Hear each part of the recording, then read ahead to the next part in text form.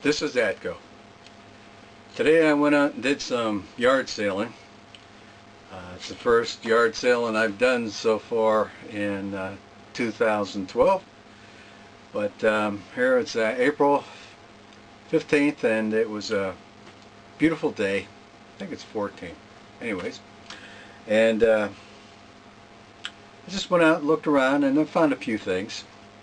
I look for the old electronics, and when I do, I look for things that 30 years or older.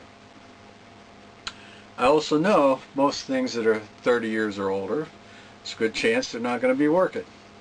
When you go to a yard sale, you want to be able to test it. Sometimes you can, generally you can't. When I go into a yard sale or a Hamfest, I kind of assume that when I'm going to buy something, it may not work. So I want to make sure I get the price that's acceptable for a chance that it may not work. So when I was at the yard sale today, I found two things. I found a 8-track player and a cassette player. They look nice. They're in good shape. They weren't dirty, but I had no way to test them there. So we talked about the prices on them, and eventually I got both units for $7. So I got home, took a look at them, and the 8-track, that's more likely to not work because they weren't all that reliable when they were new. So something that's 30, 40 years old, I didn't know what I would get out of it. Well, I turned this one in. Unfortunately, nothing came up on it. Nothing. No lights, no nothing. I followed the power up till the main transformer, and nothing coming out of the transformer. So obviously that's just a loss. I'm not going to replace a transformer. So that part I got lost. The other one though was a cassette. I've got quite a few cassettes, but I like the older ones. The older ones that have the dials. If you can see this one, had some really nice dials on it, and it looked good. The machine looked real good. So I got that.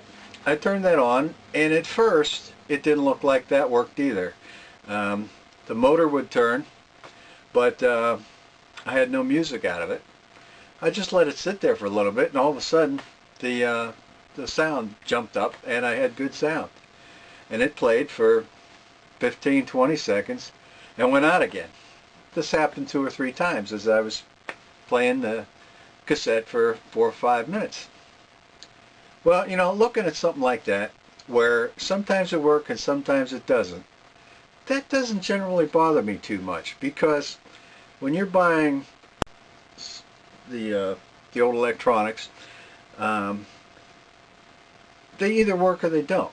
And when this thing would work for a while and then would work for wouldn't work and then would come back again, that made me think that it's more likely it's a somewhere bad connection.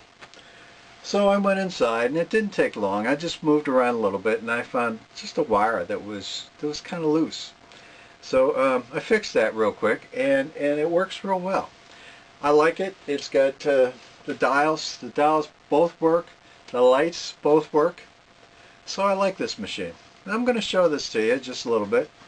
But I also want to mention something to you younger people that are just getting into the collections of more older or vintage type of electronics.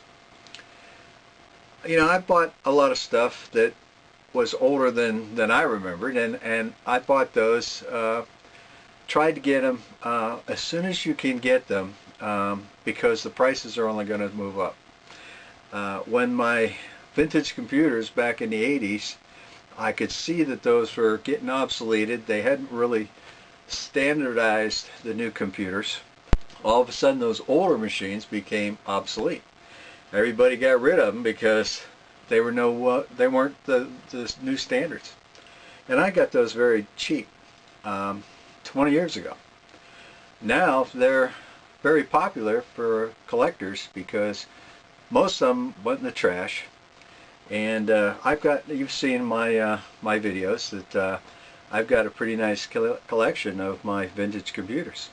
So if you guys that are looking at getting collections today, you know, I'm surprised when I get on YouTube how many younger guys have 8-track collections.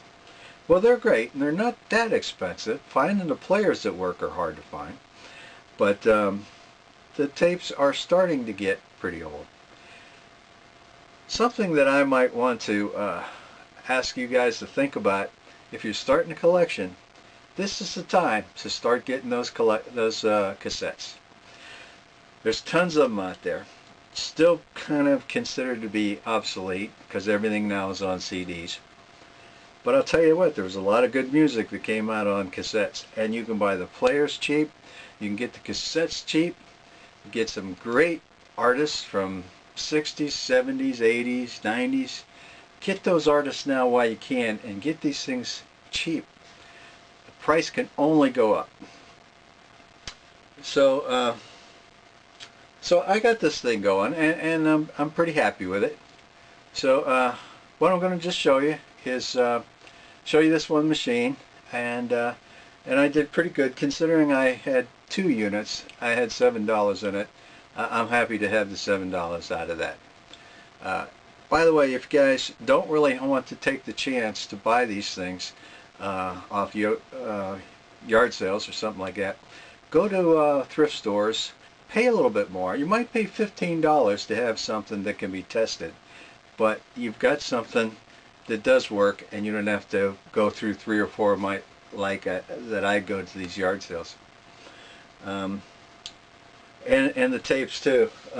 When I bought this, I wanted some of their tapes. They only had a few that I wanted, but they're still so cheap.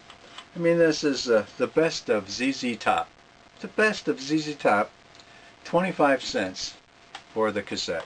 So guys, you might want to start grabbing those for your collections, and 10 years from now you're going to be surprised what they're worth. Okay, so I'm going to say goodbye. This is Atco signing off, and just play a little bit of my tape.